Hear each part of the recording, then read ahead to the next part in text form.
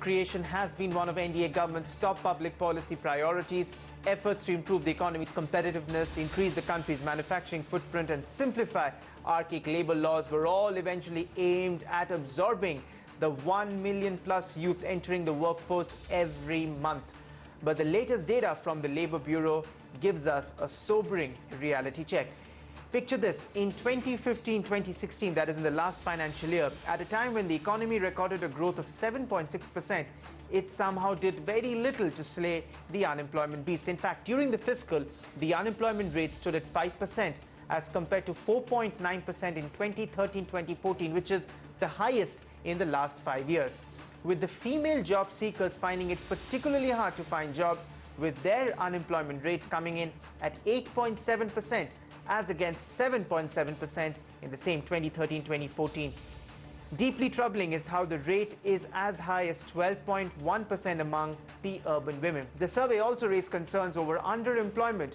It noted, and I quote, "Some may be working on jobs which do not allow them to fully utilize their abilities or for which they earn very low incomes. All this constitutes underemployment, which remains a worrying aspect of the employment-unemployment scenario in the country," end quote.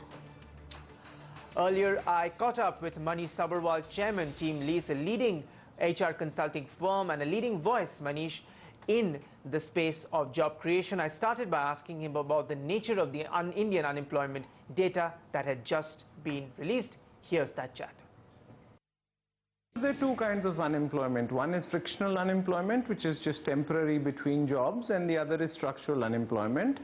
Most unemployment in India is frictional unemployment, and so you could see sort of seasonal upturns in unemployment. And anyway, by global standards, 5% is not a wrong number. India doesn't have a jobs problem, we have a wages problem. So probably unemployment is the wrong number to look at, because anybody who has a job, wants a job, has a job. Unfortunately, they don't have the wages that they want. So anybody can get a job at 5,000 rupees, but it's very difficult to live in a big city at 5,000 rupees.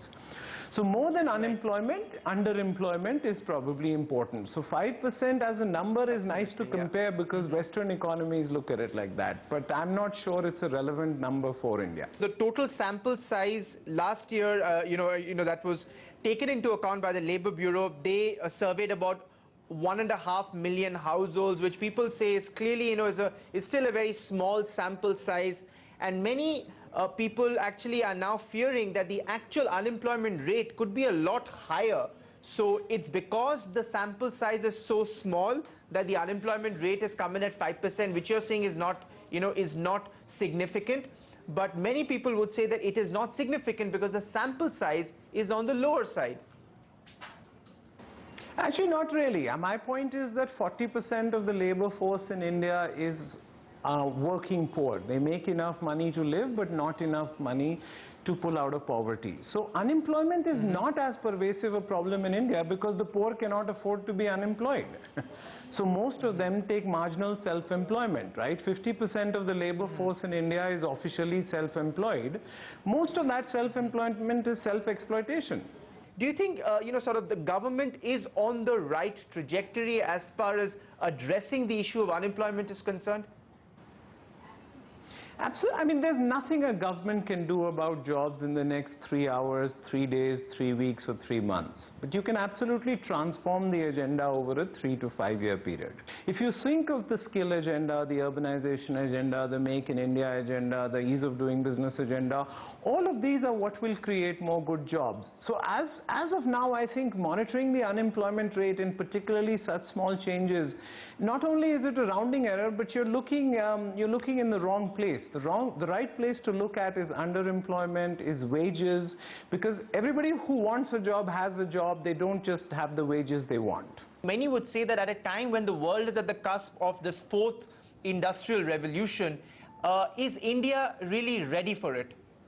India only has 11% of its labor force in manufacturing. So going up to 20%, which will be another 100 million jobs, is not a problem. I don't think we'll ever get to the 28, 30 or 45% of our labor force in manufacturing as the rest of the world did. So the fourth industrial revolution is interesting. It actually plays to India's strengths because a lot of it will be at the intersection of software and manufacturing. So India's software services, which is going through its mid-age crisis, might actually combine with manufacturing to give India a unique position in the new world of manufacturing. Manufacturing has shifted from bending metal to combining metal with software, and that might work in India's favor. So I think we're well positioned for the fourth industrial revolution, whatever it means, I'm not sure.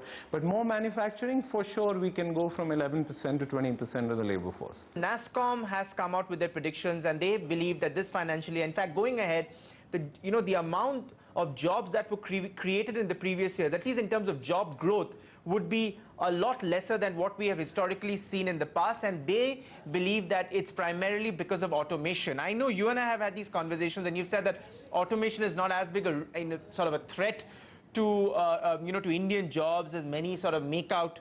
But clearly, when you have these sort of surveys and these forecasts that come out from premier bodies, clearly, there are, it does sort of force one to sit up and take notice and acknowledge the sort of latent force and the challenge that robotics and automation actually, the challenge that it poses to mainstream jobs.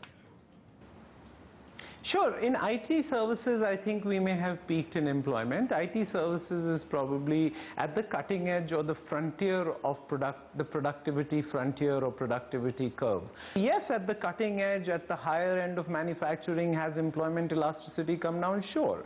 Is the employment elasticity of the IT services industry coming down? Sure. But the fastest growing segments in India are around domestic consumption, which is sales, customer service, and logistics.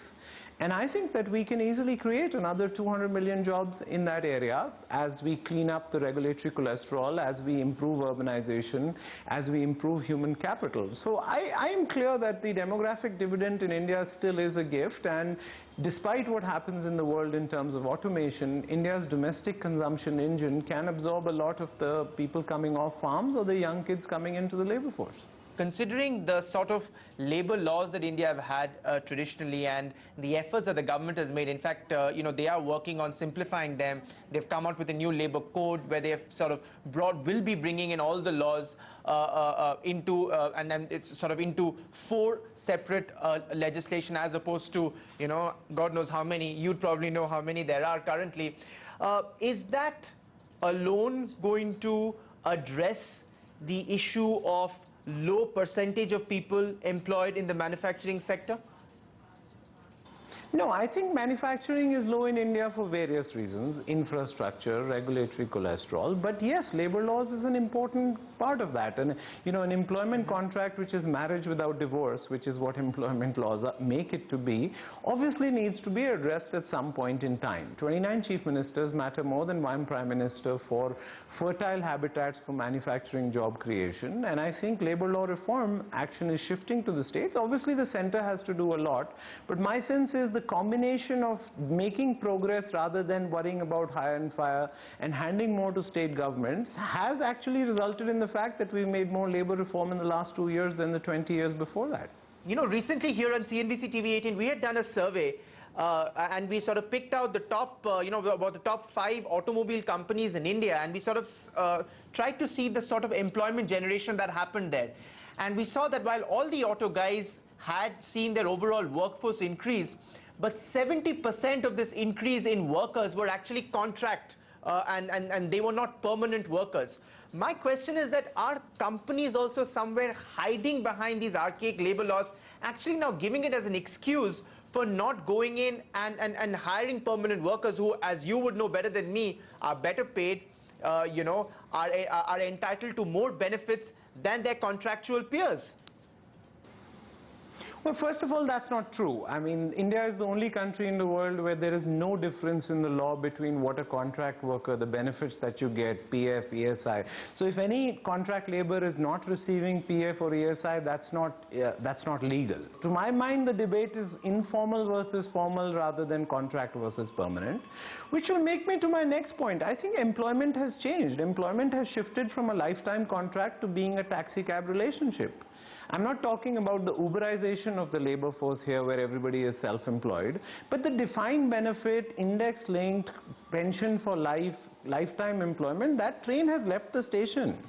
Jobs are no longer what they used to be. Companies are no longer live as long as they used to. And shareholders don't pay salaries, customers do. We're in a very different world of work than 20 or 30 years ago. And I don't think that's good or bad, it's just what it is. So my sense is that employment, employers, labor laws are all going to be challenged by the relentless march of globalization, technology, and the growth that is, competition that is happening in the Indian economy.